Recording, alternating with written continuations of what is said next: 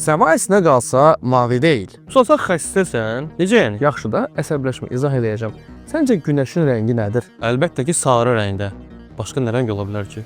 Yox, ağ rəngdədir. Günəşin özü birbaşa olaraq ağ rəngdədir və ətrafa da yaydığı fotonlar ağ işığı saçır.